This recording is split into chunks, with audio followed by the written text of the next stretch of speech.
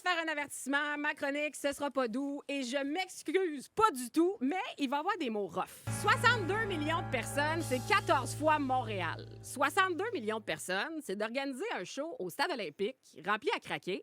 Puis il faudrait organiser le même show 1127 soirs consécutifs pour que chaque personne du groupe de 62 millions puisse y assister.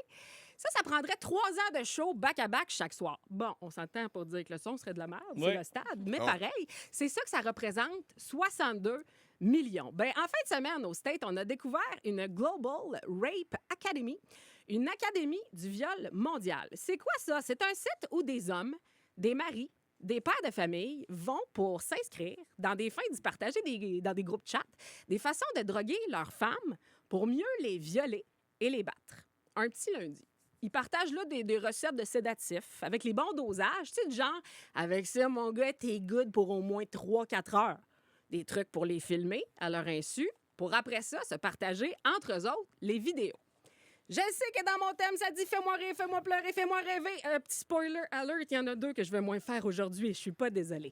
Non seulement la nouvelle est tough à encaisser, mais quand, en plus, tu regardes les commentaires en dessous ces réseaux sociaux et ça dit « Ouais, ben voyons, qui c'est qui va aller sur ce site-là? » Ben 62,7 millions de clics en février, 81,7 millions de clics en mars.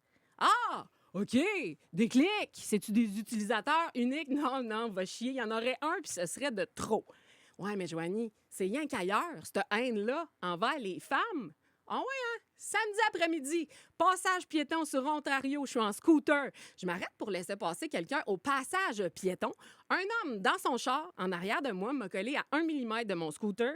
Il a baissé sa fenêtre pour me crier et je vais changer un mot dans la phrase, vous allez comprendre pareil. Parce qu'il est toujours bien juste 3h42. Je me suis fait crier « Tasse-toi du chemin, Chris de pilote. Hein? Enlève le « i ».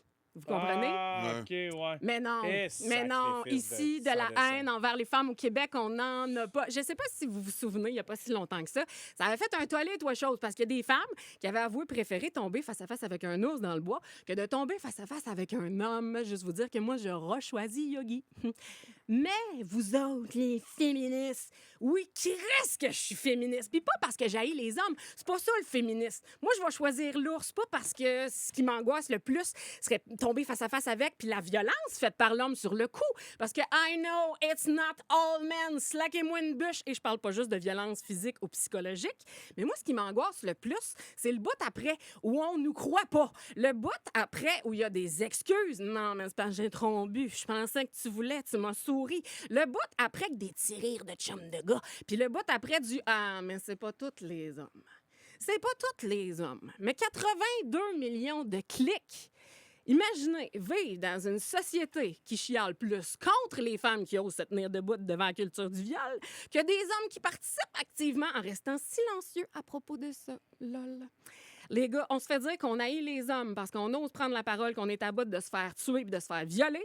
On se fait dire qu'on haït les hommes parce qu'on se tient devant des comportements qui sont toxiques, qui sont violents.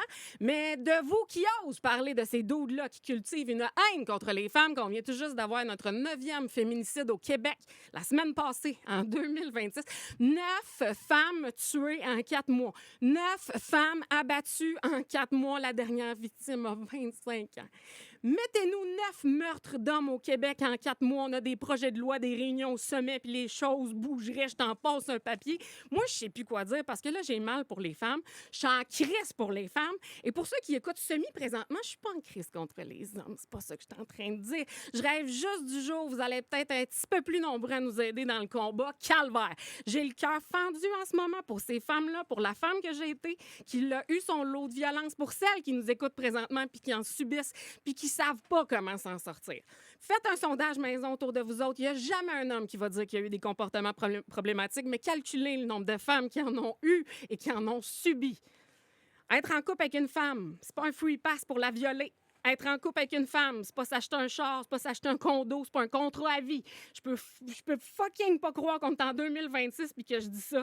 Mais être en couple avec une femme, c'est pas l'assurance d'avoir 24 heures sur 24, 7 jours sur 7, un bar open à cul, juste pour toi. Rien que pour toi, parce que toi, t'es un homme, toi, tu travailles fort, faut que toujours qu'elle soit disponible quand t'en as besoin.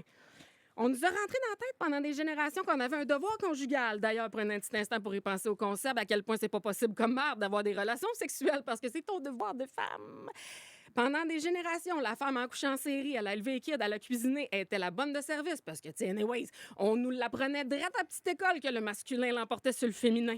Ouais, mais Joanie, c'était l'ancien temps. Ouais, mais t'as peu, là, TikTok, présentement. Il y a des groupes masculinistes qui s'entraînent à frapper des femmes et leur donner des petits coups de couteau dans l'éventualité où ils se faisaient dire non. Fait que désolé de vous apprendre, les chums, qu'on a les deux pieds dans l'ancien temps. En 2025, la phrase « Comment tuer une femme sans laisser de traces » a été googlée 163 millions de fois. Là, je pense qu'on n'est plus à l'étape de fermer nos gueules. Je parle pas juste de nous autres, les femmes. Les gars, on est à bout du « Ouais, mais c'est pas de même chez nous. » Je pense qu'on n'est plus rendu là. C'est plus une question de ça. Si un de tes chums de gars rabaisse sa blonde sans raison, stand up, mon gars. Tu cherches une façon saine d'être un homme, ben dis-y. Cette blonde-là, ça pourrait être ta fille. Puis ça, moi, vous le dire, man, je l'aime pas, cette phrase-là de clickbait, d'empathie, de ça pourrait être vos filles, mais c'est ça pareil. La gang, vous avez des filles présentement à l'école qui vont éventuellement dater sacrement, ils vont aller cruiser dans les bars, sur des sites de rencontres. C'est vos filles. Je suis féministe, je vais continuer de le dire. Je vais le dire haut et fort.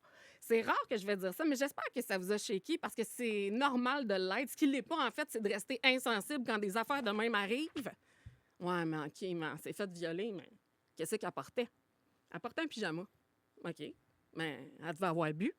Ouais, elle avait bu un thé. Ouais, mais attends, elle était avec qui? Elle était avec son mari, tabarnak. Vous dire à quel point j'ai envie de tout péter présentement.